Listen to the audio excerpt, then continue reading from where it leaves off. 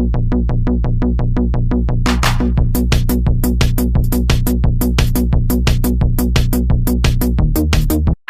dan rekam jejaknya yang tak dapat dibantah oleh lawan politik menjelang Pilpres 2024.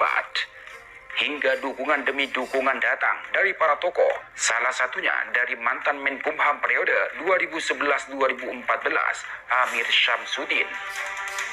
Dia mengagumi sosok Anies Baswedan dari sejak 2009. Menurutnya, Anies tidak ada bandingannya.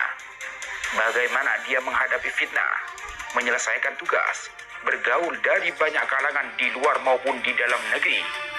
Anies memang luar biasa.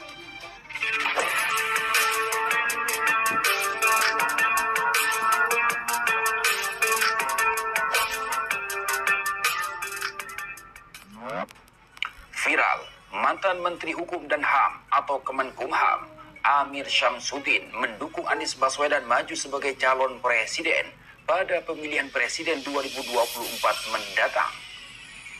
Menurutnya, sosok mantan Gubernur DKI Jakarta tersebut tepat untuk memimpin Indonesia pada periode 2024-2029 mendatang.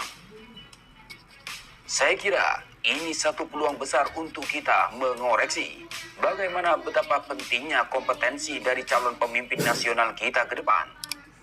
Kita jangan sampai keliru mencalonkan orang yang tidak kompeten. Kriteria kompetensi pimpinan nasional itu saat ini sangat penting. Tidak bisa semata-mata sekedar populis, masuk gorong-gorong dan sebagainya. Kita tidak boleh terkecoh cara-cara seperti itu ke depannya. Jelasnya saat dihubungi KB Anyus pada Rabu 8 Maret 2023, seperti yang dikutip dari ABW News.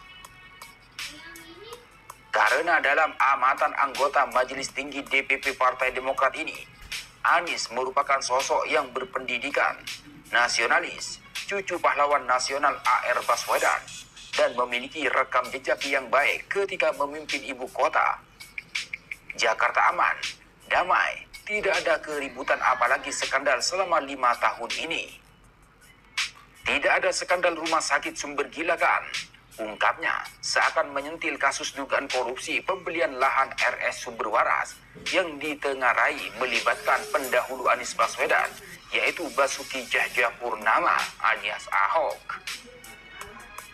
Apalagi dia dan selaku bagian dari Partai Demokrat cukup intens bersinergi dan berkomunikasi sebelumnya dengan mantan Mendikbud yang pernah menjadi rektor Universitas Paramadina tersebut. Setidaknya pada 2 momentum. Pertama, pada tahun 2009, ketika Presiden RI saat itu Susilo Bambang Yudhoyono atau SBY membentuk tim pencari fakta atau TPF kasus Bibit Samatriyanto, Chandra M. Hamzah untuk menengahi benturan atau perseteruan antara KPK dan Polri yang ketika itu populer dengan sebutan kasus Cicak versus Buaya. Tim TPF yang berjumlah 8 orang sehingga disebut tim 8 ini diketuai almarhum Adnan Buyung Nasution dengan Anies Baswedan sebagai juru bicara dan dirinya bersama 5 tokoh lainnya, Koes Parmono Irsad, Denny Indrayana, Hikmahanto Juwana, Todung Mulya Lubis, dan Komarudin Hidayat sebagai anggota. Pak Anies itu menempati posisi sebagai juru bicara, sehingga tugas yang semula diberikan, kalau saya tidak salah 1 bulan, bisa diselesaikan, kalau tidak salah hanya dalam 18 hari. Pada hari ke-18, Pak Anies bersama-sama kami sudah mendatangi Polri, bertemu Kapolri saat itu, dan serta-merta membebaskan Bibit dan Chandra. Ungkapnya menyebut 2 pimpinan KPK saat itu yang sempat ditahan. Kedua adalah ketika Anies Baswedan mengikuti konvensi penjaringan calon presiden 2014 yang digelar Partai Demokrat. Kami, maksudnya Demokrat, cukup intens di dalam berinteraksi dan berkomunikasi, sehingga sangat mengenal karakter kepemimpinan beliau, ucap politikus yang juga pengacara senior ini. Belum lagi dia mengenang ketika master dan doktor jebolan Amerika Serikat tersebut menjadi moderator dalam debat Capres pada Pilpres 2009 lalu. Anies sangat piawai melaksanakan tugasnya memimpin jalannya debat antara Capres yang saat itu diikuti SBY, Megawati Soekarno Putri, dan Yusuf Kala tersebut. Saya kira dari jejak rekam dia itu, Anda dengan susah payah cari bandingannya. Dan walaupun ditemukan bandingannya, itu karena dipaksakan, tandasnya. Selain itu, Amir Syamsuddin juga menegaskan bahwa Anies Baswedan bukan seorang radikal, intoleran, apalagi ingin menegakkan negara Islam atau khilafah sebagaimana gencar dihembuskan sejumlah kalangan belakangan ini. Menurutnya, berbagai tuduhan dan fitnah tersebut bermotif politik untuk mendowngrade citra mantan gubernur DKI Jakarta tersebut. Saya kira itu sengaja dihembuskan oleh orang-orang yang kita mengertilah kontestasi politik itu memang keras dan kejam. Kita harus sadari itu. Sehingga walaupun fakta tidak seperti itu, selalulah akan digulirkan.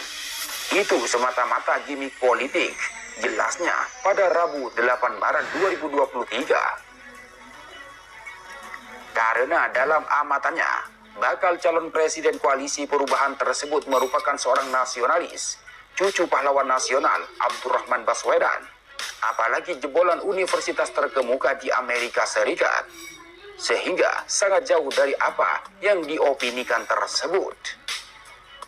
Susah ditemukan hal-hal yang membuat kita khawatir apabila suatu saat dia menjadi pemimpin kita.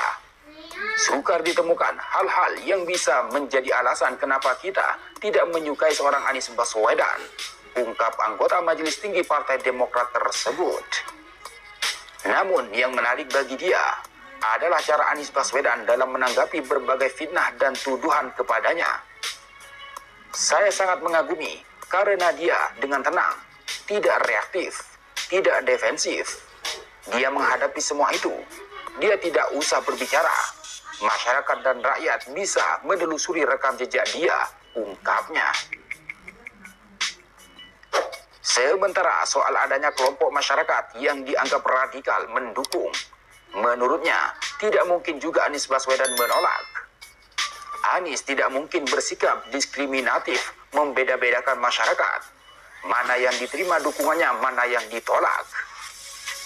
Namun yang penting, katanya melanjutkan, Anies tidak menjalankan kalau ada aspirasi kelompok pendukungnya yang dianggap tidak sejalan dengan nilai-nilai kebangsaan.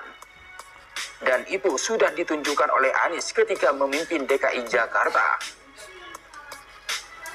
Yang penting kita lihat rekam jejaknya dia. Apa yang sudah dia lakukan selama ini. Toleransi dia dalam beragama.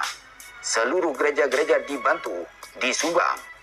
Masjid diutamakan tetapi yang lain tidak diabaikan, papar Amir Syamsuddin.